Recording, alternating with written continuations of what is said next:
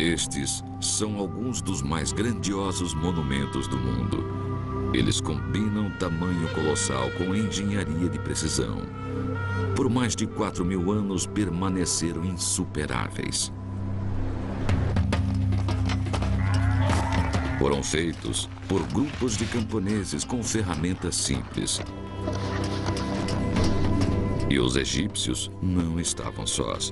As pirâmides foram os maiores empreendimentos de outras civilizações do mundo. A procura por tesouros sempre atraiu ladrões e caçadores de recompensa para as pirâmides, mas para os exploradores de hoje, o desafio é revelar as histórias incríveis dos povos que as construíram.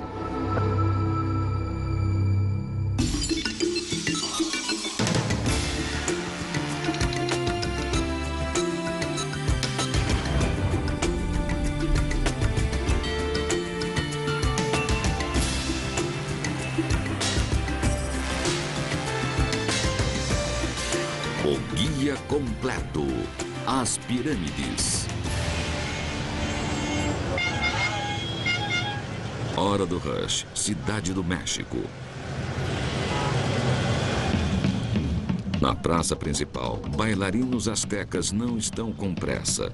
Sob seus pés, corta pelas ruas modernas, está uma capital mais antiga, uma cidade perdida, repleta de grandes pirâmides. Para encontrar o que resta delas, é preciso ter visão de raio-x. Algumas pessoas passeiam com seus cães, mas o arqueólogo Luiz Barba prefere uma caminhada tranquila com seu radar de longo alcance. Ele tem um faro para ruínas antigas e vai vasculhando o solo com explosões de energia causadas pelo choque com objetos encontrados. Os sinais refletidos estão ajudando Luiz a ver além da cidade moderna, que aparece aqui em branco, e mapear a cidade asteca subterrânea. Em alguns lugares, a escavação retirou o que era novo para revelar o que era antigo. No centro da capital asteca ficava uma imensa pirâmide dupla, imponente sobre os templos e praças ao redor. Ela era o centro de uma cidade cuja escala e esplendor superam qualquer local da Europa. Para os espanhóis que chegaram aqui em 1519 era um milagre. Mas o que era uma pirâmide e onde mais é possível encontrá-las? Vamos esclarecer uma coisa. Quando falamos de pirâmides, falamos de coisas grandes. Esta mexicana, por exemplo, tem altura correspondente a 8 andares e contém cerca de 4.000 toneladas de pedras e alvenaria. E o tamanho determina a forma. Com tecnologia básica, a única maneira de fazê-las seria inclinando as laterais na direção de um vértice. Pode haver variações. Algumas pirâmides têm degraus e o topo achatado, que é o templo. No entanto, a estrutura básica pode ser encontrada em 4 continentes. Na China, por volta de 200 a.C., o primeiro imperador foi enterrado sob uma imensa pirâmide de terra, com 1,5 km de raio, e foram necessários 700.000 homens para construí-la. Enterrado bem perto dali, o imperador contava com um exército de guerreiros de argila, sempre de prontidão para guardar seu túmulo. Do outro lado do mundo, na América do Norte, do fértil vale do Mississippi, os índios Cahokians também pensavam grande. 1000 anos atrás, eles fizeram este imenso morro em forma de pirâmide com altura de 10 andares. Indo para o sul, as grandes pirâmides podem ser vistas na América Central e no Peru. Mas as pirâmides surgiram na África, às margens do rio Nilo. Quem diria, no entanto, que a maior parte das pirâmides daqui não foram feitas por egípcios, mas pelos reis núbios no sul. Os restos de suas pirâmides permanecem aqui, no lugar que hoje é o Sudão. Mas estamos nos precipitando. A história da pirâmide começa 1.600 quilômetros rio abaixo, no próprio Egito. De aparência perfeita e majestosa, as pirâmides do Egito parecem ter surgido do nada. Mas a realidade é menos romântica. Muitos carros foram feitos antes de se chegar ao Rolls-Royce. Num trecho árido do deserto, num lugar chamado Abidos, os arqueólogos estão fazendo uma nova escavação nas tumbas dos primeiros governantes do Egito de 5.000 anos atrás. Talvez uma indicação vital da origem das pirâmides tenha sido negligenciada. É um trabalho árduo, mas a procura de indícios antigos valeu a pena. Na tumba reaberta do rei Khazekemwy, Gunther Dreyer, da missão arqueológica alemã, percebeu uma coisa estranha. Na tumba de Khazekemwy, constatamos uma grande discrepância na preservação da altura das paredes. Nesta parte, a porção norte, as paredes ainda estão preservadas na altura original de cerca de 2 metros. O teto ficava mais ou menos aqui. Já nesta parte da tumba, as paredes estão reduzidas à metade da altura original. Não está faltando nada nas paredes e os restos das vigas de madeira ainda estão no lugar. É claro que as paredes cederam por causa de um peso muito grande nesta área. Esse peso muito grande, segundo a reconstituição de Dreyer, foi um imenso mausoléu, uma superestrutura de algum tipo colocada sobre o centro da tumba de Khazekemwy, uma espécie de pirâmide, talvez. A 1,5 km da tumba fica uma fortificação imensa e curiosa. Suas enormes paredes de argila têm 9 metros de altura, mas não há nada lá dentro. Não se sabe o que era, mas Khazekemwy gostava de construir em escala monumental. Mas não foi ele o primeiro a construir uma pirâmide. Essa honra coube a seu sucessor, o rei Zoser. Enterrado bem ao norte de Abidos, foi este homem que iniciou a Era das Pirâmides. Em Abidos havia, abaixo do solo, o poço da tumba e acima do solo, a elevação. E ainda uma grande fortificação a uma certa distância da tumba. Djoser, pela primeira vez, fez a fortificação ao redor da tumba, mas havia um problema. Não dava mais para ver a parte de cima encoberta pelo muro da fortificação. Uma saída fácil foi fazer uma outra elevação em cima da primeira e adicionar mais uma. E foi assim que surgiu a pirâmide em degraus. Com sua pirâmide de 6 degraus, o complexo funerário de Zoser é o mais antigo exemplar de arquitetura em pedra em grande escala. Foi feito por volta de 2600 a.C. A própria pirâmide, cuja altura corresponde a 20 andares, foi um passo monumental para chegar ao projeto clássico. Nos 1000 anos seguintes, as laterais lisas seriam consideradas padrão. Ninguém sabe explicar por quê. Talvez elas simbolizassem os raios de sol, criando uma rampa para o céu. Qualquer que tenha sido a intenção, foi este homem, o rei Snefru, que iniciou a nova geometria. Mas em sua primeira tentativa, as coisas não foram muito bem. Este imenso protótipo era muito pesado para a areia do deserto e corria o risco de sucumbir a seu próprio peso. O topo precisou ser curvado e o resultado, sinceramente, ficou um pouco estranho. De volta ao projeto.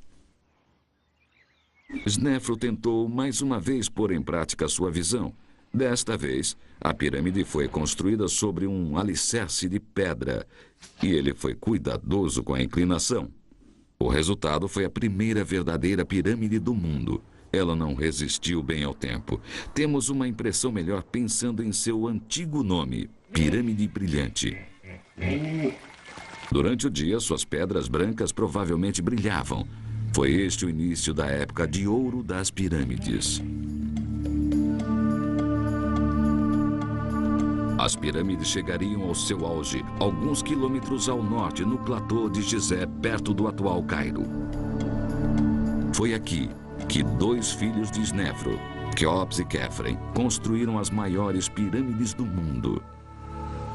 Cada uma tem altura de 50 andares. Mas antes do início dos trabalhos, uma função importante coube aos topógrafos. O alinhamento da pirâmide era fundamental. Para os faraós, o portal para a eternidade era o centro do céu, onde as estrelas nunca se punham. Embora colossais, as pirâmides eram alinhadas com essas estrelas sagradas com uma precisão incrível, correspondentes a frações de grau. Como isso era feito? O maior indício é o seguinte: progressivamente o alinhamento das pirâmides vai piorando. Esse paradoxo foi explicado recentemente e com ele um antigo método de alinhamento. Isso foi possível graças à astronomia moderna. Conforme a Terra gira sobre seu eixo, oscila imperceptivelmente durante milhares de anos. Essa oscilação altera lentamente nossa visão do céu noturno. No Egito hoje, o céu parece girar ao redor da estrela polar. Quando as pirâmides foram construídas, esse ponto central era outro. Não havia uma estrela mais luminosa que marcasse esse ponto. Mas para os faraós, era indispensável estar no lugar certo.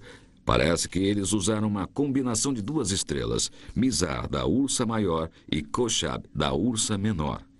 2.500 anos antes de Cristo, essas duas estrelas circulavam opostas uma à outra. Toda noite giravam em torno do polo e uma ficava exatamente sobre a outra.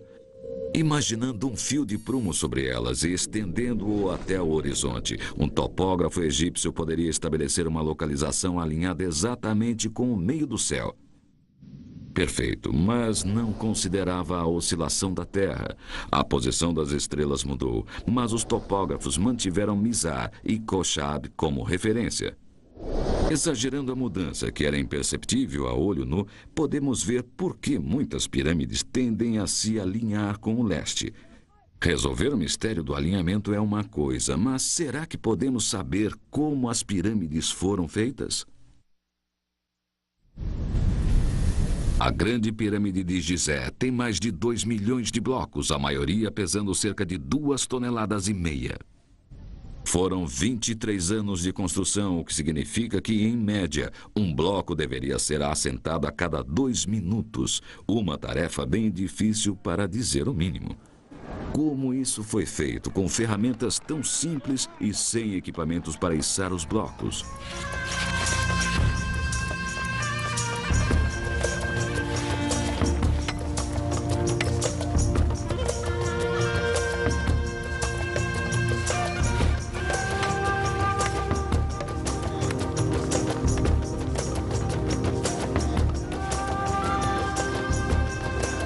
Os trabalhadores eram divididos em grupos de 1.000 homens e não eram escravos como se achava. Eles recebiam por seu trabalho. Mas a pergunta permanece: como os egípcios moviam tantas pedras tão rapidamente?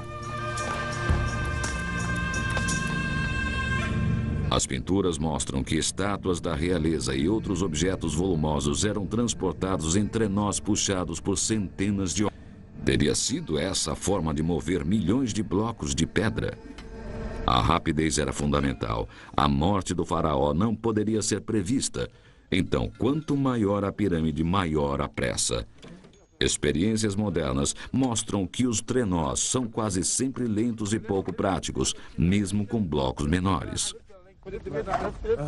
Para um engenheiro moderno, o uso de trenós não faz sentido.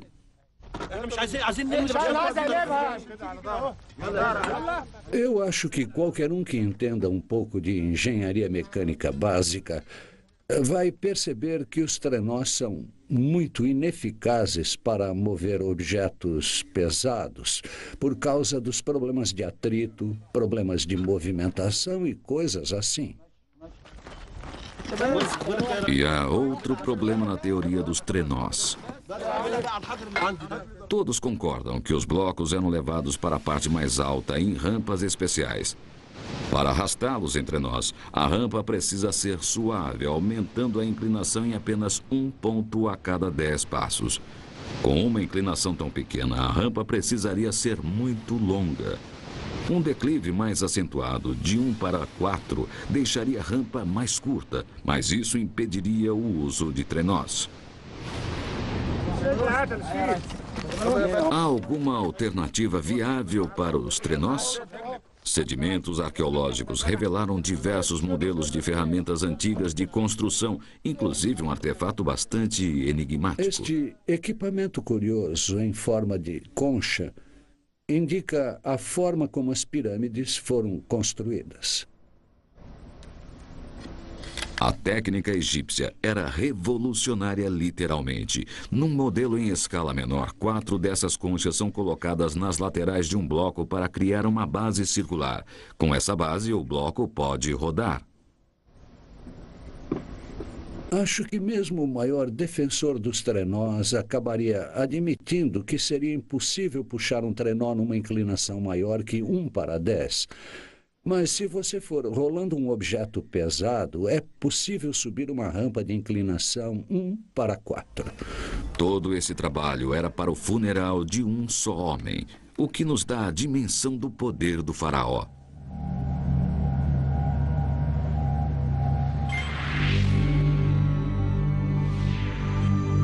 A pirâmide pronta era uma máquina de ressurreição, um transportador de espírito para levá-lo até as estrelas. O corpo mumificado do faraó atravessava uma passagem estreita e chegava a uma câmara mortuária. A engenharia de precisão estava sempre presente. Mas isso não é tudo.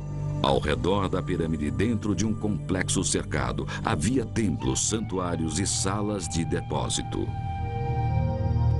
Daqui, uma passagem corre como uma tubulação gigante até o Nilo, onde poderia receber os melhores produtos do Egito.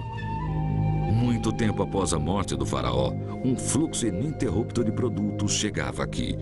O trabalho dos sacerdotes era cuidar do espírito do rei, oferecendo-lhe diariamente alimentos frescos e orações.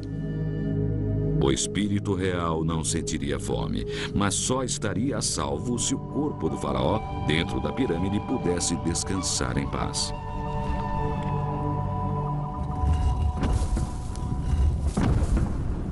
A tumba era toda vedada com granito. Mas não adiantava.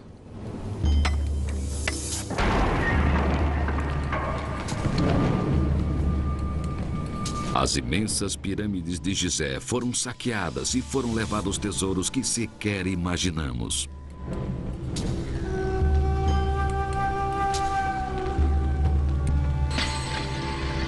Mas os ladrões podem ter dado início a uma grande mudança no projeto das pirâmides. Apesar de suas proporções colossais, a segurança não era suficiente. De repente, os faraós mudaram de ideia e diminuíram drasticamente o tamanho das pirâmides. Comparadas com as imensas criações em Gizé que vemos ao fundo, as novas pirâmides são pequenas, com 1/10 ou menos do tamanho das anteriores. A partir de então, os faraós fariam sua viagem para as estrelas em classe econômica. É um mistério que os arqueólogos ainda discutem. Por que as pirâmides diminuíram? Vassel Dobrev examinou as pirâmides menores e acha que a resposta está aqui embaixo, dentro das câmaras da tumba. Uma característica marcante encontrada nas pirâmides menores é a existência de hieróglifos entalhados nas paredes da tumba. São literalmente milhares e milhares de sinais. Em Gizé, não existe nada parecido dentro das pirâmides. Quando deciframos essas inscrições, descobrimos que são fórmulas ou feitiço para a ressurreição do faraó. São feitiços de todos os tipos. Segundo alguns, o faraó vai seguir o destino das estrelas polares rumo à vida eterna. Para Dobrev, esses feitiços eram a nova apólice de seguro do faraó, mais confiáveis que uma fortaleza de pedra. Se a tumba do faraó contivesse esses feitiços, não seria mais necessário fazer uma pirâmide tão grande.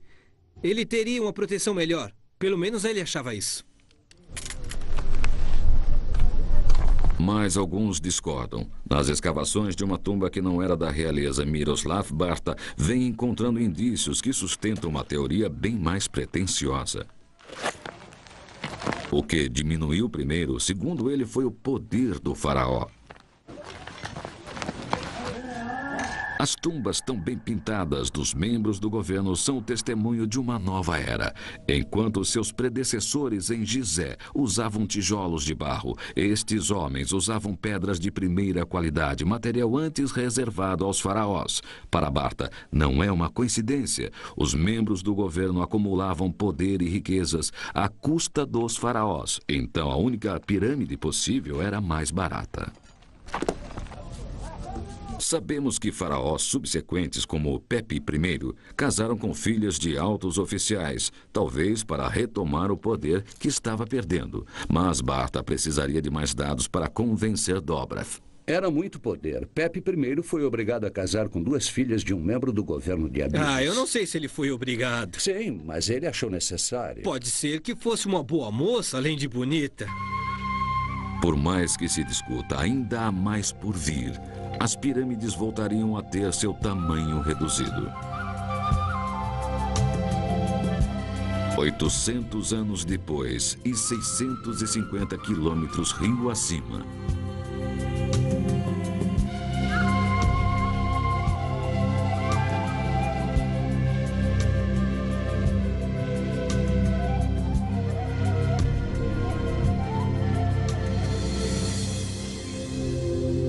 Perto de Tebas, a antiga capital do novo reino do Egito, o arqueólogo Kent Weeks encontrou a mais recente guinada desta história. Acho que a maior parte das sociedades teve alguma forma de identificar classes sociais. Num sistema de classes, é preciso dispor de alguma forma para identificar a qual classe social o indivíduo pertence. Isso também acontecia no Egito. Num período de cerca de 1000 anos, as pirâmides eram o símbolo do faraó e dos membros mais próximos da família real. Por volta de 1800 ou 1900 a.C., começou um processo que alguns chamaram de democratização religiosa, que significava que muitas coisas que antes eram restritas ao faraó e à realeza, agora eram cada vez mais acessíveis aos membros comuns das classes média e alta, e isso certamente aconteceu com as pirâmides. As pirâmides viraram moda e os novos ricos rapidamente adotaram o símbolo da realeza. As estruturas em escala monumental de Gizé nunca mais seriam construídas, ao menos não no Egito.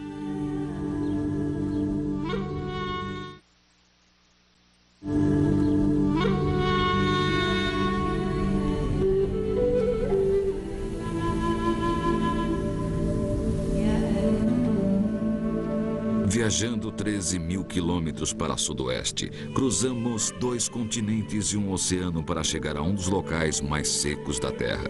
Neste deserto costeiro, os restos das antigas culturas ainda emergem das areias inconstantes. Bem-vindo às Américas.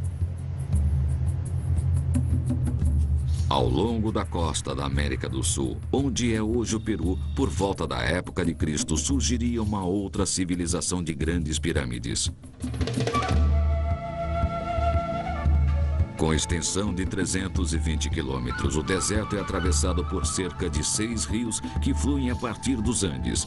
Assim como o Nilo no Egito, eles são a fonte de uma vida num ambiente que de outra forma seria inabitável. No entanto, as condições aqui são ideais para a agricultura. Com pouca chuva para retirar a camada superficial do solo, a terra fica fértil, basta irrigá-la para a produção ser abundante. Acho que a agricultura era tão rica que permitia a formação rápida de grandes grupos populacionais. E isso levou à construção de centenas e centenas de templos. Esta região foi habitada por um povo chamado Moche, que fez suas construções sobre os restos de estruturas antigas. As pirâmides feitas de argila há muito tempo se transformaram em amontoados disformes, deixando apenas a superfície suja e esfarelada que não ajuda a vislumbrar o que havia lá dentro. Ainda é muito difícil compreender a função das pirâmides dos Moche, porque ainda não estudamos muitas delas e são necessários anos de escavações para saber o que acontecia lá. Steve Borges se dedica há 15 anos à solução do mistério das pirâmides Moche. Nas escavações mais recentes, começaram a surgir pistas de uma história bonita, mas também sinistra, que não poderia ser mais distinta da história egípcia.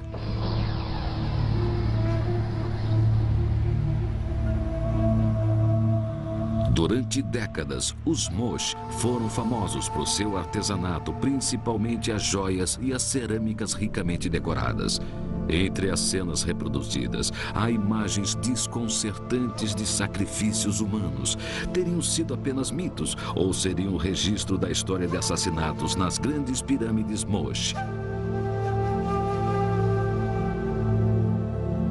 Meu maior avanço até agora foi a descoberta do local dos sacrifícios. O local de sacrifícios também é conhecido como Huaca de la Luna, a Pirâmide da Lua. Foi aqui que Borges e sua equipe encontraram uma porção de restos humanos de pessoas brutalmente assassinadas.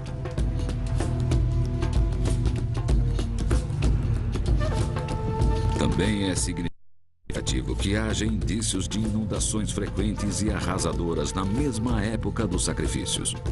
Nós detectamos uma associação com os momentos mais destrutivos da história deles.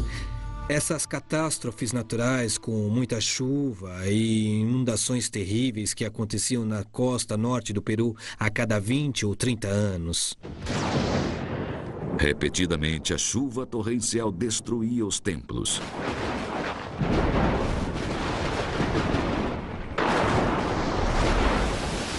Para os Moche, essas catástrofes indicavam a fúria dos deuses. Para tranquilizá-los e restaurar a ordem no mundo, era preciso oferecer o sacrifício máximo.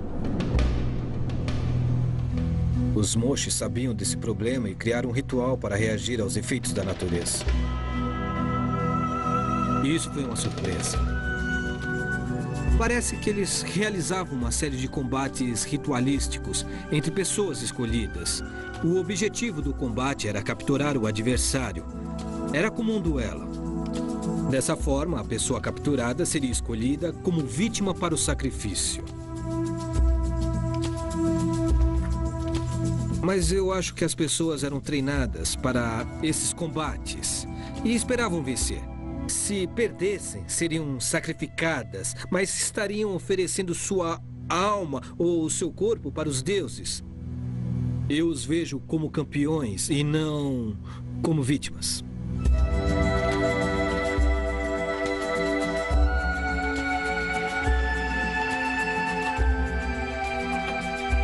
Num clima instável e muitas vezes violento, as pirâmides Moche eram feitas não para homenagear os deuses, mas para os apaziguar.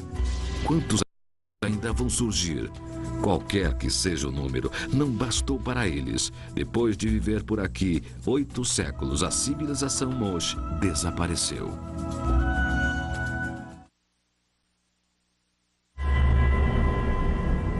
Quando os templos Moche começaram a ruir por volta de 800 d.C., outra civilização de grandes pirâmides estava a pleno vapor. As selvas da América Central abrigam as maiores concentrações de grandes pirâmides de todo o mundo. Entre o México e Honduras ficam os restos de centenas delas. E o povo que as construiu não desapareceu. Suas cidades antigas e prósperas já não existem, mas os maias continuam aqui, sustentando-se com um plantio de milho, assim como seus ancestrais fizeram por milhares de anos. Desbastando as florestas ao redor, os arqueólogos vão encontrando restos de alguns dos mais incríveis e mais escondidos monumentos.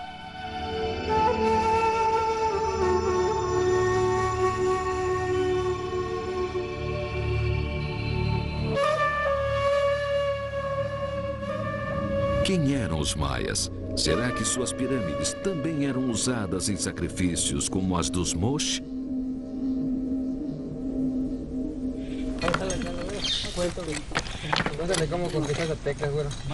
Como os egípcios, os maias construíam com pedras. Suas pirâmides, como esta aqui em Chichén Itzá, no sul do México, tinham relação com outros complexos ritualísticos, mas são as diferenças que mais chamam a atenção. Uma pirâmide maia não é acessada por um longo corredor como no Egito, mas por uma praça grande e aberta. Como os diversos degraus e o templo no topo, a pirâmide não parece uma tumba, mas sim uma plataforma pública, um posto de comando, talvez de onde a elite podia governar. Conforme os arqueólogos agrupam os restos da civilização maia, suas façanhas se mostram impressionantes. Enquanto os egípcios escreviam em papiros, os maias tinham os meios para fazer uma preciosa mercadoria, o papel. Por volta de 300 a.C., os maias inventaram sua própria forma de escrita com hieróglifos. Apenas parte dela foi decifrada. Eles também haviam desenvolvido uma forma eficiente de contar, somar e registrar datas usando barras e pontos. Por volta de 500 a.C., haviam criado um calendário preciso de 365 dias. Conseguiam prever eventos como eclipses com muita antecedência. Também possuíam um calendário de rituais que girava em torno de um círculo menor. Lado a lado, os calendários permitiam registrar as datas importantes na vida dos maias. Do topo de suas pirâmides e também a partir dos observatórios, os sacerdotes astrônomos rastreavam as estrelas e planetas. Estabelecendo datas favoráveis para seus rituais, os governantes esperavam controlar a sorte de seu povo. Em Chichén Itzá, à sombra da pirâmide principal, eles se reuniam para um ritual digno da Roma antiga. Era um combate ao estilo maia, uma espécie de futebol, cuja derrota teria um preço muito alto. Painéis de pedra, antes em cores vivas, enfeitavam a antiga quadra. À direita, o perdedor decapitado, com serpentes saindo de seu pescoço. À esquerda, o vencedor segurando seu troféu sangrento. Talvez as vítimas fossem heróis, mas é difícil saber. Havia uma infinidade de livros escritos pela civilização maia. Quase todos foram destruídos pelos missionários espanhóis. Isso destruiu também pistas inestimáveis sobre a cultura maia.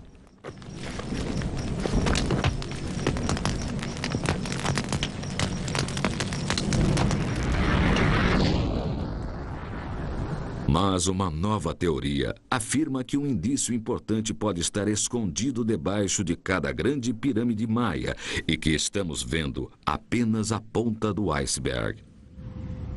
Parece estranho, mas a água é escassa nesta floresta. A região é um calcário onde os rios, em vez de correr na superfície, ficam bem abaixo da terra. A irrigação é impossível. As únicas fontes constantes de água são as grutas que abrem caminho para o subterrâneo. Para os maias de hoje, essas grutas são fontes de vida e são consideradas sagradas. Na região maia e fora dela também, as pessoas têm fixação por grutas. Para muitas, elas ainda são a morada dos deuses. Para o arqueólogo Jim Brady, tudo aponta para o subterrâneo, o centro espiritual destas culturas antigas. Segundo ele, não era a pirâmide em si, mas sua gruta secreta. Sabemos que as pirâmides representam a terra. Na região dos maias são chamadas de Huitz, que significa montanha. Elas representam a montanha sagradas. Precisam ter uma gruta pela qual chegar até os deuses que vivem dentro delas. Todos os povos ameríndios têm uma apreciação especial e uma ligação com a terra como uma entidade sagrada e animada. Isso significa colheitas abundantes. E a chuva também é considerada um fenômeno terrestre. Acredita-se que a chuva caia de grutas que estão no céu. As pessoas ainda entram em grutas para rezar, pedindo chuva e boas colheitas. Em cada complexo que explora, Brady encontra uma gruta debaixo da pirâmide principal, mas a ligação começa a ser comprovada em lugares como Xochicalco, no México Central, onde as grutas não são naturais. Aqui elas foram feitas pelo homem. Isto não é natural. Tudo que se vê aqui foi construído. Levando em consideração que eles não tinham ferramentas de aço, foi um trabalho incrível. A gruta se estende por mais de 60 metros de rocha sólida, passando debaixo do complexo de pirâmides. É escura e úmida, repleta de morcegos, imprópria para armazenagem e ocupação. Com certeza, esta imensa gruta feita pelo homem tinha um objetivo maior.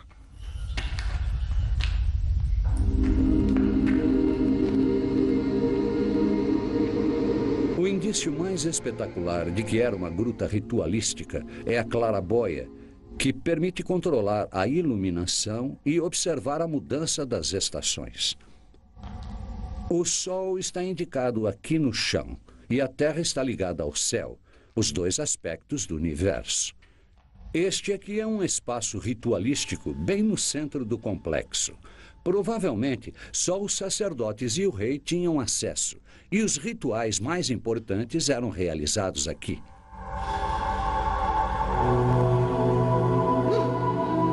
A palavra que designava a gruta em maia também significava templo. Brady está quase certo de que muitas outras grutas assim vão ser encontradas sob as pirâmides.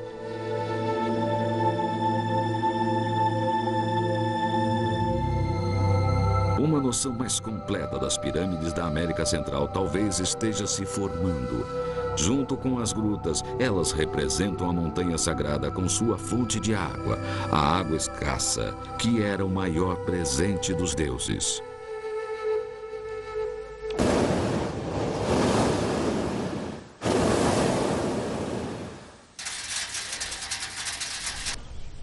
Vamos sair do subterrâneo. A parte que fica acima do chão tem um propósito bem mais mundano. É algo que Jim Brady consegue observar melhor do alto. Não eram apenas os deuses que os governantes pretendiam impressionar com seus templos piramidais e suas ofertas de sacrifícios humanos. Do Egito ao México, da China ao Peru, as pirâmides deveriam intimidar as massas. Colheitas fartas significam aumento de população. Com esse aumento, cresce também a necessidade de controle social. Isso deve ter acontecido aqui em Teotihuacan, no México Central, a maior cidade com pirâmides das Américas. Eu acho que havia de 100 a 250 mil pessoas vivendo aqui por volta de 700 depois de Cristo. O ponto central era a colossal pirâmide do Sol, cuja base é igual à da pirâmide do Egito. Isso era propaganda, servia para lembrar ao povo quem dava as ordens aqui.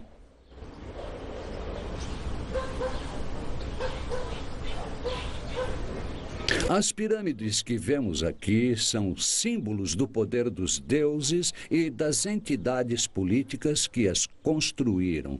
Elas incorporam poder político e religioso. Religião e governo, igreja e Estado. Ambos eram indissolúveis e estavam representados nesta imensa construção bem no centro da comunidade.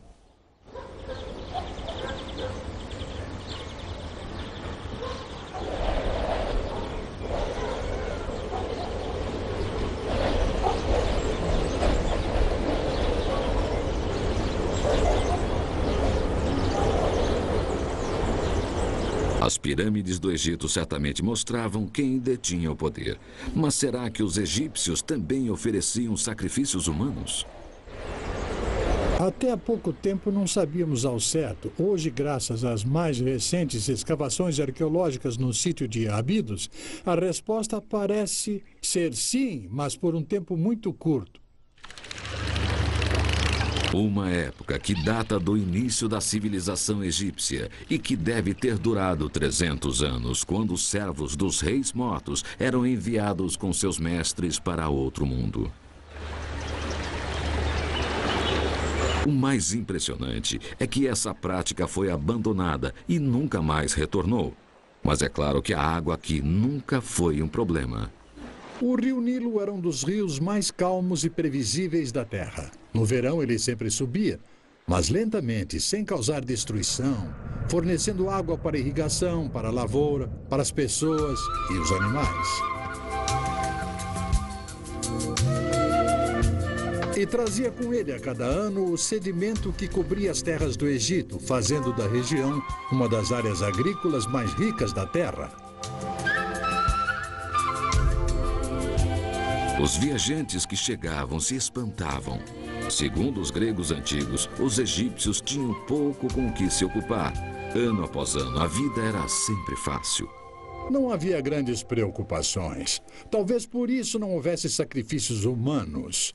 Não havia nada que ameaçasse os egípcios ao ponto de causar medo e fazê-los recorrer ao sacrifício mais radical, para pedir aos deuses o alimento para eles, para os filhos, para se manter vivos. Diante da bênção de uma terra tão farta, as relações com os deuses eram sempre boas.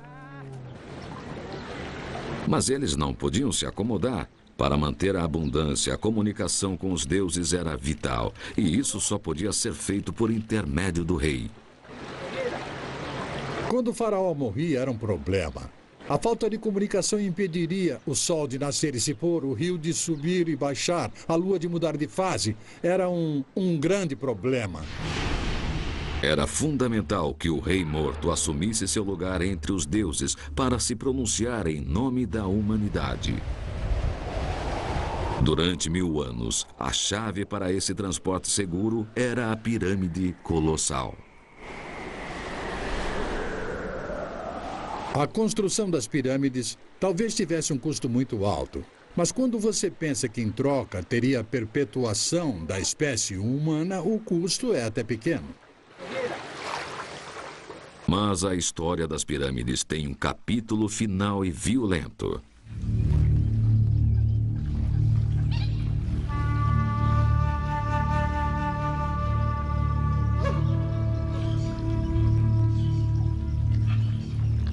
Por volta de 1250, uma tribo nômade chamada Méxica se instalou no sul do Vale do México, conhecidos comumente como astecas. Eles passaram a ser temidos pelas tribos vizinhas.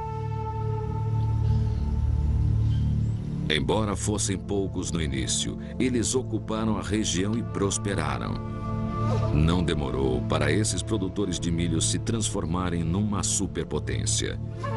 Em 1500, os astecas haviam conquistado terras que iam desde o Pacífico até o Golfo do México. Sua capital, Tenochtitlan, foi uma das maiores cidades do mundo. Relatos de espanhóis descrevem um magnífico recinto sagrado, um lugar de incrível beleza, mas coberto pelo sangue dos sacrifícios. Ao lado da pirâmide dupla ficava um dos mais sagrados templos astecas, a Morada das Águias.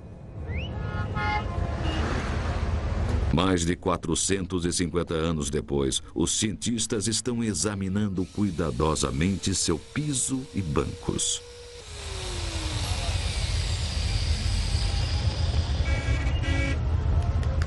Os relatos das testemunhas eram confiáveis. Centenas de amostras foram recolhidas e testadas para a presença de sangue e outras substâncias. As descobertas, como as esculturas religiosas, indicam uma relação sombria e temerosa com os deuses.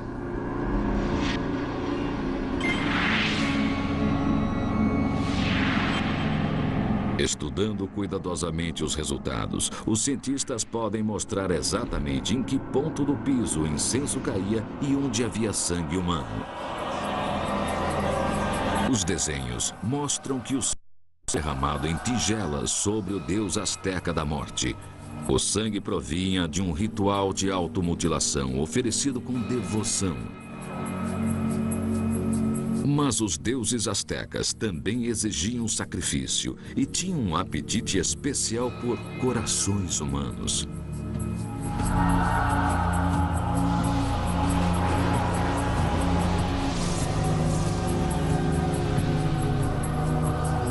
Foi esse o destino de inúmeros prisioneiros, ter seu coração arrancado numa pirâmide asteca. No entanto, a destruição desta última civilização construtora de pirâmides foi prevista nas próprias profecias astecas. Como era esperado, os espanhóis chegaram em 1519.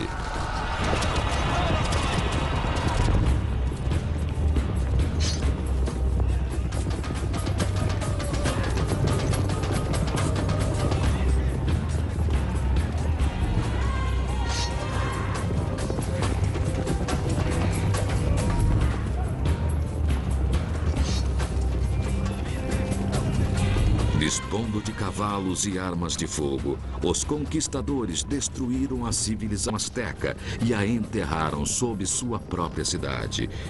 E com este golpe violento, as pirâmides se tornaram história.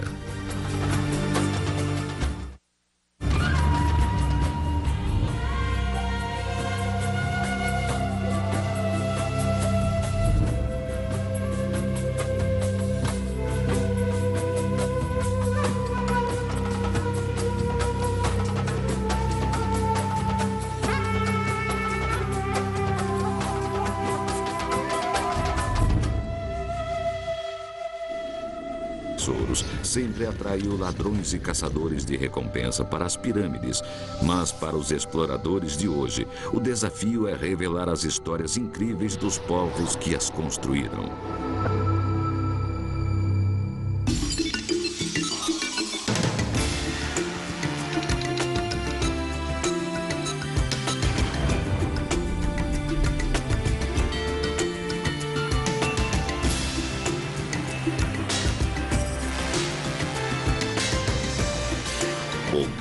Completo, as pirâmides.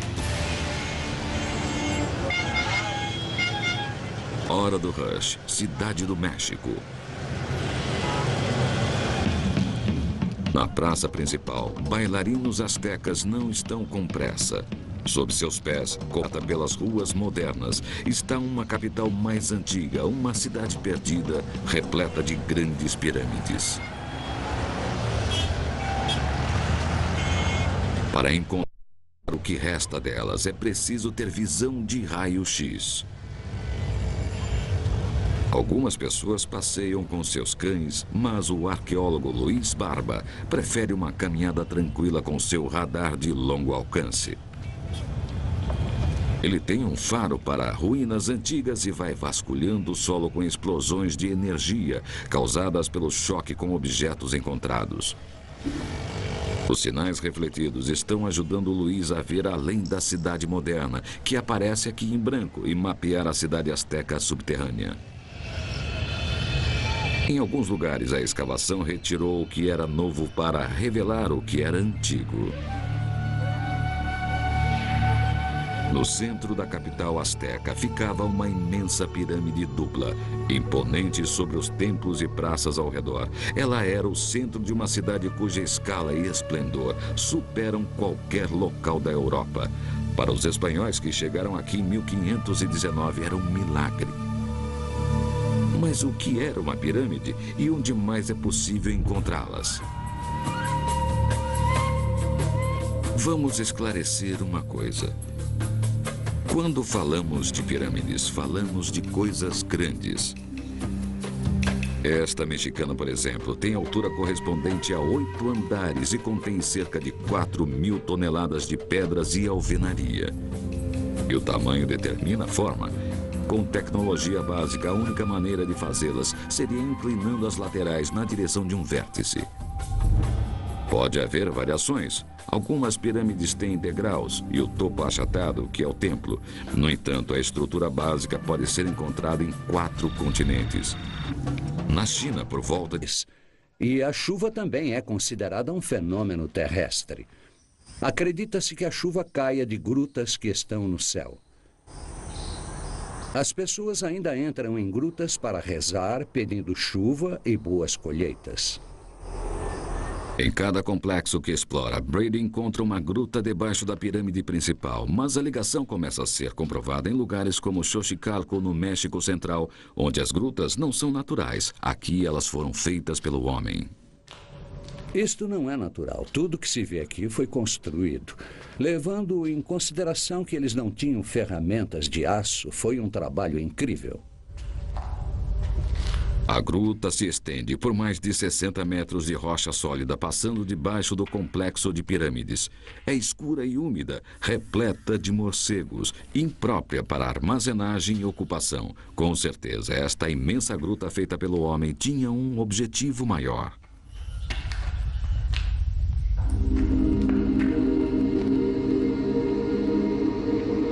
O indício mais espetacular de que era uma gruta ritualística é a claraboia, que permite controlar a iluminação e observar a mudança das estações.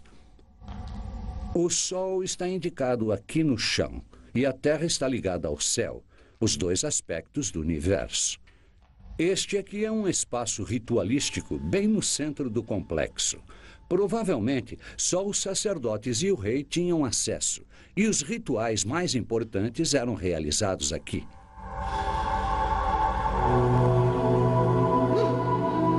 A palavra que designava a gruta em maia também significava templo. Brady está quase certo de que muitas outras grutas assim vão ser encontradas sob as pirâmides.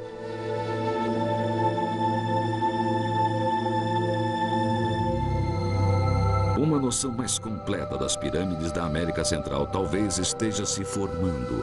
Junto com as grutas, elas representam a montanha sagrada com sua fonte de água, a água escassa, que era o maior presente dos deuses.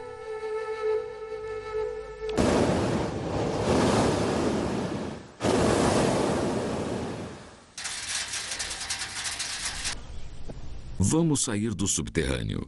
A parte que fica acima do chão tem um propósito bem mais mundano. É algo que Jim Brady consegue observar melhor do alto. Não eram apenas os deuses que os governantes pretendiam impressionar com seus templos piramidais e suas ofertas de sacrifícios humanos. Do Egito ao México, da China ao Peru, as pirâmides deveriam intimidar as massas. Colheitas fartas significam aumento de população. De Cristo surgiria uma outra civilização de grandes pirâmides. Com extensão de 320 quilômetros, o deserto é atravessado por cerca de 6 rios que fluem a partir dos Andes. Assim como o Nilo no Egito, eles são a fonte de uma vida num ambiente que de outra forma seria inabitável. No entanto, as condições aqui são ideais para a agricultura. Com pouca chuva para retirar a camada superficial do solo, a terra fica fértil, basta irrigá-la para a produção ser abundante. Acho que a agricultura era tão rica que permitia a formação rápida de grandes grupos populacionais. E isso levou à construção de centenas e centenas de templos. Esta região foi habitada por um povo chamado Moche, que fez suas construções sobre os restos de estruturas antigas. As pirâmides feitas de argila há muito tempo se transformaram em amontoados disformes, deixando apenas a superfície suja e esfarelada que não ajuda a vislumbrar o que havia lá dentro.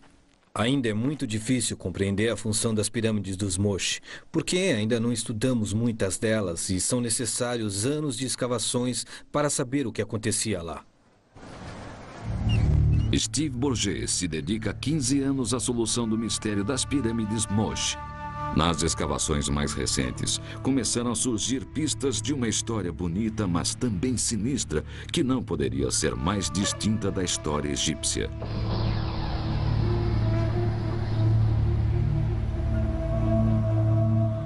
Durante décadas, os Moche foram famosos por seu artesanato, principalmente as joias e as cerâmicas ricamente decoradas. Entre as cenas reproduzidas, há imagens desconcertantes de sacrifícios humanos. Teriam sido apenas mitos ou seriam o registro da história de assassinatos nas grandes pirâmides Moche? Meu maior avanço até agora foi a descoberta do local dos sacrifícios. O local de sacrifícios também é conhecido como Huaca de la Luna, a Pirâmide da Lua. Foi aqui que Bourget e sua equipe encontraram uma porção de restos humanos de pessoas brutalmente assassinadas.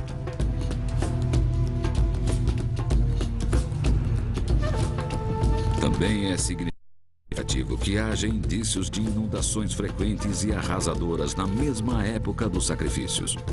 Nós detectamos uma associação com os momentos mais destrutivos da história deles. Essas catástrofes naturais com muita chuva e inundações terríveis que aconteciam na costa norte do Peru a cada 20 ou 30 anos. Repetidamente, a chuva torrencial destruía-os em relação com outros complexos ritualísticos, mas são as diferenças que mais chamam a atenção. Uma pirâmide maia não é acessada por um longo corredor como no Egito, mas por uma praça grande e aberta. Como os diversos degraus e o templo no topo, a pirâmide não parece uma tumba, mas sim uma plataforma pública, um posto de comando, talvez de onde a elite podia governar. Conforme os arqueólogos agrupam os restos da civilização maia, suas façanhas se mostram impressionantes. Enquanto os egípcios escreviam em papiros, os maias tinham os meios para fazer uma preciosa mercadoria, o papel. Por volta de 300 a.C., os maias inventaram sua própria forma de escrita com hieróglifos. Apenas parte dela foi decifrada. Eles também haviam desenvolvido uma forma eficiente de contar, somar e registrar datas usando barras e pontos. Por volta de 500 a.C., haviam criado um calendário preciso de 365 dias. Conseguiam prever eventos como eclipses com muita antecedência. Também possuíam um calendário de rituais que girava em torno de um círculo menor. Lado a lado, os calendários permitiam registrar as datas importantes na vida dos maias. Do topo de suas pirâmides e também a partir dos observatórios, os sacerdotes astrônomos rastreavam as estrelas e planetas. Estabelecendo datas favoráveis para seus rituais, os governantes esperavam controlar a sorte de seu povo. Em Chichén Itzá, à sombra da pirâmide principal, eles se reuniam para um ritual digno da Roma antiga. Era um combate ao estilo maia, uma espécie de futebol, cuja derrota teria um preço muito alto. Painéis de pedra, antes em cores vivas, enfeitavam a antiga quadra. À direita, o perdedor decapitado, com serpentes saindo de seu pescoço. À esquerda, o vencedor segurando seu troféu sangrento. Talvez as vítimas fossem heróis, mas é difícil saber. Havia uma infinidade de livros escritos pela civilização maia. Quase todos foram destruídos pelos missionários espanhóis. Isso destruiu também pistas inestimáveis sobre a cultura maia.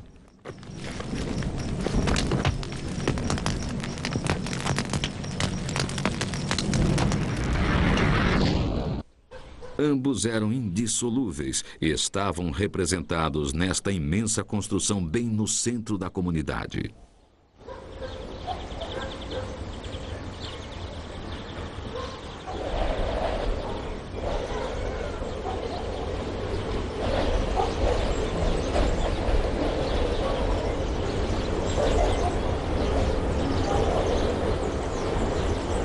As pirâmides do Egito certamente mostravam quem detinha o poder. Mas será que os egípcios também ofereciam sacrifícios humanos? Até há pouco tempo não sabíamos ao certo. Hoje, graças às mais recentes escavações arqueológicas no sítio de Abidos, a resposta parece ser sim, mas por um tempo muito curto. Uma época que data do início da civilização egípcia e que deve ter durado 300 anos, quando os servos dos reis mortos eram enviados com seus mestres para outro mundo. O mais impressionante é que essa prática foi abandonada e nunca mais retornou. Mas é claro que a água aqui nunca foi um problema. O rio Nilo era um dos rios mais calmos e previsíveis da Terra. No verão ele sempre subia, mas lentamente, sem causar destruição, fornecendo água para irrigação, para a lavoura, para as pessoas e os animais. E trazia com ele a cada ano o sedimento que cobria as terras do Egito, fazendo da região uma das áreas agrícolas mais ricas da Terra. Os viajantes que chegavam se espantavam. Segundo os gregos antigos, os egípcios tinham pouco com o que se ocupar. Ano após ano, a vida era sempre fácil. Não havia grandes preocupações. Talvez por isso não houvesse sacrifícios humanos. Não havia nada que ameaçasse os egípcios ao ponto de causar medo e fazê-los recorrer ao sacrifício mais radical, para pedir aos deuses o alimento para eles, para os filhos, para se manter vivos. Diante da bênção de uma terra tão farta, as relações com os deuses eram sempre boas. Mas eles não podiam se acomodar. Para manter a abundância, a comunicação com os deuses era vital, e isso só podia ser feito por intermédio do rei. Quando o faraó morria, era um problema. A falta de comunicação impediria o sol de nascer e se pôr, o rio de subir e baixar, a lua de mudar de fase. Era um grande problema. Era fundamental que o rei morto assumisse seu lugar entre os deuses para se pronunciar em nome da humanidade. E uma ligação com a terra como uma entidade sagrada e animada. Isso significa colheitas abundantes. E a chuva também é considerada um fenômeno terrestre. Acredita-se que a chuva caia de grutas que estão no céu. As pessoas ainda entram em grutas para rezar, pedindo chuva e boas colheitas. Em cada complexo que explora, Brady encontra uma gruta debaixo da pirâmide principal, mas a ligação começa a ser comprovada em lugares como Xochicalco, no México Central, onde as grutas não são naturais. Aqui elas foram feitas pelo homem. Isto não é natural. Tudo que se vê aqui foi construído. Levando em consideração que eles não tinham ferramentas de aço, foi um trabalho incrível. A gruta se estende por mais de 60 metros de rocha sólida, passando debaixo do complexo de pirâmides. É escura e úmida, repleta de morcegos, imprópria para armazenagem e ocupação. Com certeza, esta imensa gruta feita pelo homem tinha um objetivo maior.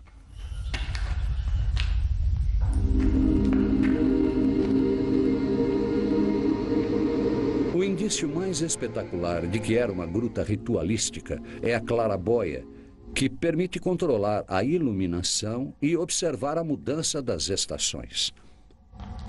O Sol está indicado aqui no chão e a Terra está ligada ao céu, os dois aspectos do universo. Este aqui é um espaço ritualístico bem no centro do complexo. Provavelmente, só os sacerdotes e o rei tinham acesso, e os rituais mais importantes eram realizados aqui.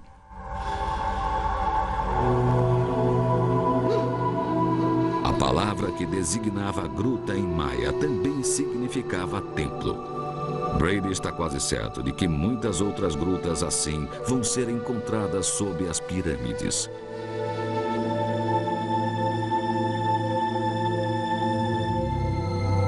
Uma noção mais completa das pirâmides da América Central talvez esteja se formando. Junto com as grutas, elas representam a montanha sagrada com sua fonte de água, a água escassa, que era o maior presente dos deuses.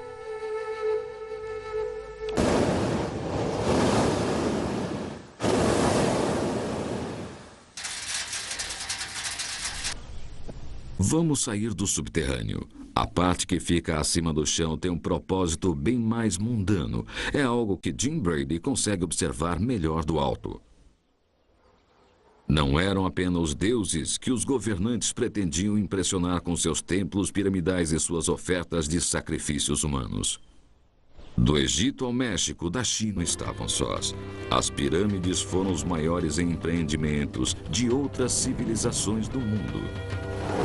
A procura por tesouros sempre atraiu ladrões e caçadores de recompensa para as pirâmides, mas para os exploradores de hoje, o desafio é revelar as histórias incríveis dos povos que as construíram.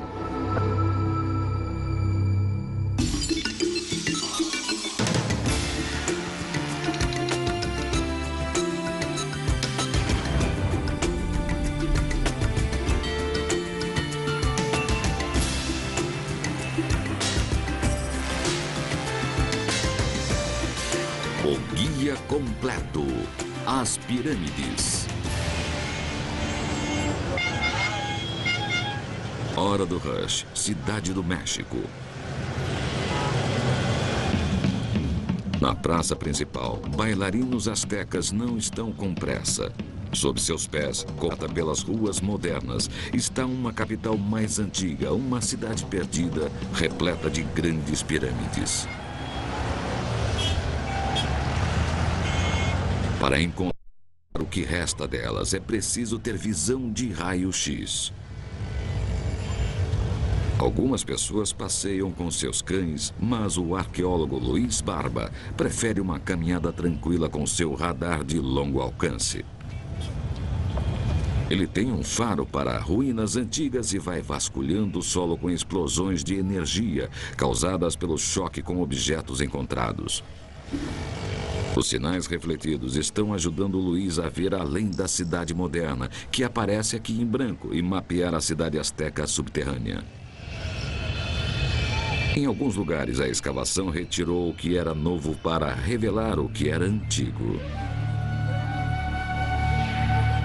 No centro da capital asteca ficava uma imensa pirâmide dupla, imponente sobre os templos e praças ao redor. Ela era o centro de uma cidade cuja escala e esplendor superam qualquer local da Europa.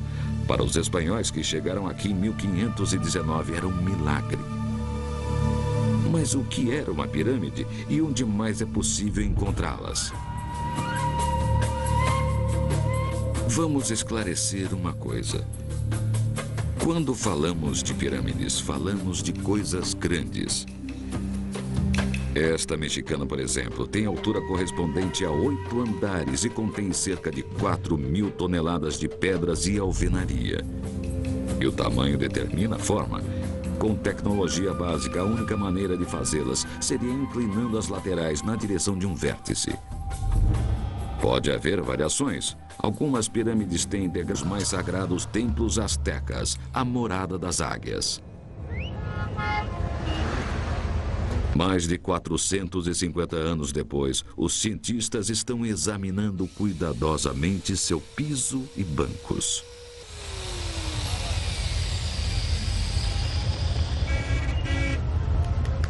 Os relatos das testemunhas eram confiáveis. Centenas de amostras foram recolhidas e testadas para a presença de sangue e outras substâncias. As descobertas, como as esculturas religiosas, indicam uma relação sombria e temerosa com os deuses.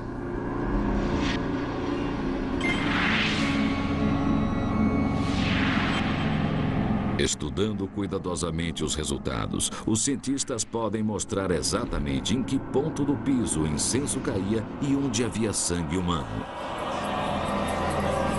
Os desenhos mostram que o sangue foi derramado em tigelas sobre o deus asteca da morte.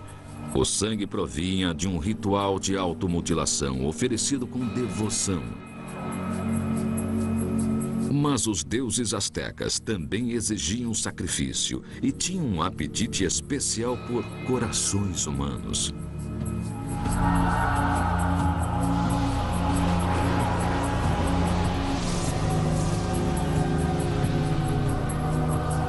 Foi esse o destino de inúmeros prisioneiros, ter seu coração arrancado numa pirâmide asteca.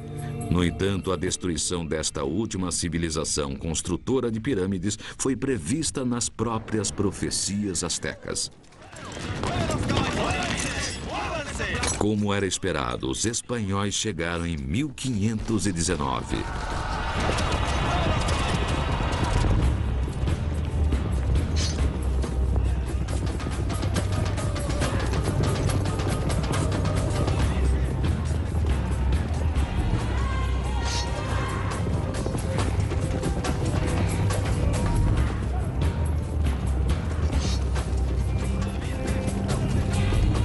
estrondo de cavalos e armas de fogo, os conquistadores destruíram a civilização asteca e a enterraram sob sua própria cidade.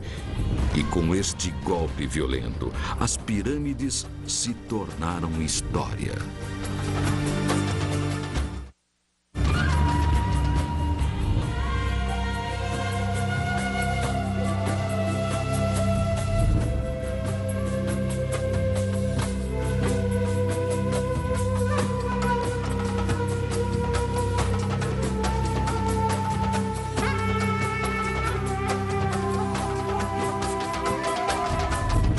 As imensas pirâmides de Gizé foram saqueadas e foram levados tesouros que sequer imaginamos.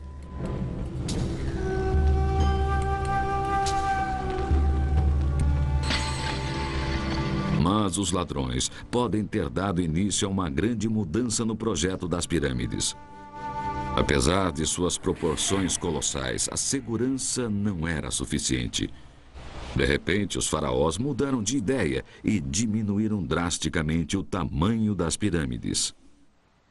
Comparadas com as imensas criações em Gizé que vemos ao fundo, as novas pirâmides são pequenas, com 1/10 ou menos do tamanho das anteriores. A partir de então, os faraós fariam sua viagem para as estrelas em classe econômica. É um mistério que os arqueólogos ainda discutem. Por que as pirâmides diminuíram? Vassel Dobrev examinou as pirâmides menores e acha que a resposta está aqui embaixo, dentro das câmaras da tumba. Uma característica marcante encontrada nas pirâmides menores é a existência de hieróglifos entalhados nas paredes da tumba. São literalmente milhares e milhares de sinais. Em Gizé, não existe nada parecido dentro das pirâmides. Quando deciframos essas inscrições, descobrimos que são fórmulas ou feitiço para a ressurreição do faraó. São feitiços de todos os tipos. Segundo alguns, o faraó vai seguir o destino das estrelas polares rumo à vida eterna. Para Dobrev, esses feitiços eram a nova apólice de seguro do faraó, mais confiáveis que uma fortaleza de pedra. Se a tumba do faraó contivesse esses feitiços, não seria mais necessário fazer uma pirâmide tão grande. Ele teria uma proteção melhor. Pelo menos ele achava isso. Mas alguns discordam. Nas escavações de uma tumba que não era da realeza, Miroslav Barta vem encontrando indícios que sustentam uma teoria bem mais pretensiosa. O que diminuiu primeiro, segundo ele, foi o poder do faraó. As tumbas tão bem pintadas dos membros do governo são o testemunho de uma nova era. Enquanto seus predecessores em Gizé usavam tijolos de barro, estes homens usavam pedras de primeira qualidade, material antes reservado aos faraós. Para Barta, não é uma coincidência. Os membros do governo acumulavam poder e riquezas à custa dos faraós. Então, a única pirâmide possível era mais barata. Sabemos que faraós subsequentes, como Pepi I, casaram com filhas de altos oficiais, talvez para retomar o poder que estava perdendo, mas iam prever eventos como eclipses com muita antecedência. Também possuíam um calendário de rituais que girava em torno de um círculo menor. Lado a lado, os calendários permitiam registrar as datas importantes na vida dos maias. Do topo de suas pirâmides e também a partir dos observatórios, os sacerdotes astrônomos rastreavam as estrelas e planetas. Estabelecendo datas favoráveis para seus rituais, os governantes esperavam controlar a sorte de seu povo. Em Chichén Itzá, à sombra da pirâmide principal, eles se reuniam para um ritual digno da Roma antiga. Era um combate ao estilo maia, uma espécie de futebol, cuja derrota teria um preço muito alto. Painéis de pedra, antes em cores vivas, enfeitavam a antiga quadra. À direita, o perdedor decapitado, com serpentes saindo de seu pescoço. À esquerda, o vencedor segurando seu troféu sangrento. Talvez as vítimas fossem heróis, mas é difícil saber. Havia uma infinidade de livros escritos pela civilização maia. Quase todos foram destruídos pelos missionários espanhóis. Isso destruiu também pistas inestimáveis sobre a cultura maia.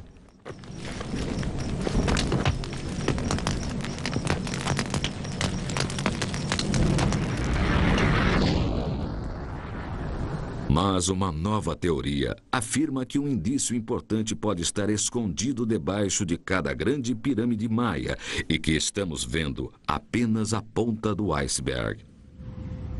Parece estranho, mas a água é escassa nesta floresta. A região é um calcário onde os rios, em vez de correr na superfície, ficam bem abaixo da terra. A irrigação é impossível. As únicas fontes constantes de água são as grutas que abrem caminho para o subterrâneo. Para os maias de hoje, essas grutas são fontes de vida e são consideradas sagradas. Na região maia e fora dela também, as pessoas têm fixação por grutas. Para muitas, elas ainda são a morada dos deuses. Para o arqueólogo Jim Brady, tudo aponta para o subterrâneo, o centro espiritual destas culturas antigas. Segundo ele, não era a pirâmide em si, mas sua gruta secreta. Sabemos que as pirâmides representam a terra. Na região dos maias são chamadas de Huitz, que significa montanha.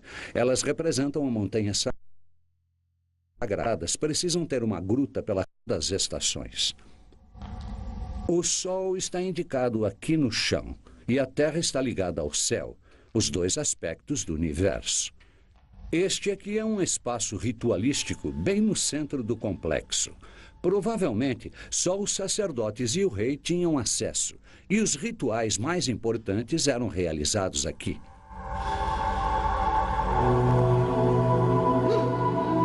A palavra que designava a gruta em maia também significava templo. Brady está quase certo de que muitas outras grutas assim vão ser encontradas sob as pirâmides.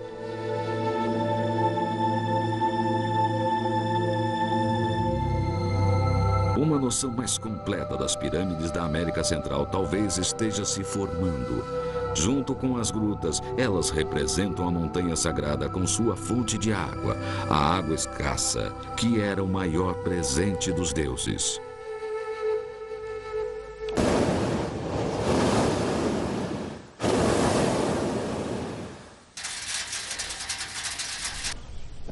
Vamos sair do subterrâneo. A parte que fica acima do chão tem um propósito bem mais mundano. É algo que Jim Brady consegue observar melhor do alto. Não eram apenas os deuses que os governantes pretendiam impressionar com seus templos piramidais e suas ofertas de sacrifícios humanos. Do Egito ao México, da China ao Peru, as pirâmides deveriam intimidar as massas. Colheitas fartas significam aumento de população. Com esse aumento, cresce também a necessidade de controle social. Isso deve ter acontecido aqui em Teotihuacan, no México Central, a maior cidade com pirâmides das Américas. Eu acho que havia de 100 a 250 mil pessoas vivendo aqui por volta de 700 depois de Cristo. O ponto central era a colossal pirâmide do Sol, cuja base é igual à da pirâmide do Egito. Isso era propaganda, servia para lembrar ao povo quem dava as ordens aqui.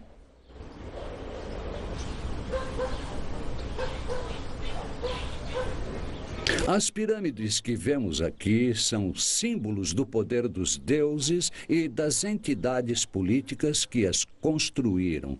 Elas incorporam poder político e religioso. Religião e governo, igreja e Estado. Ambos eram indissolúveis e estavam representados nesta imensa construção bem no centro da comunidade.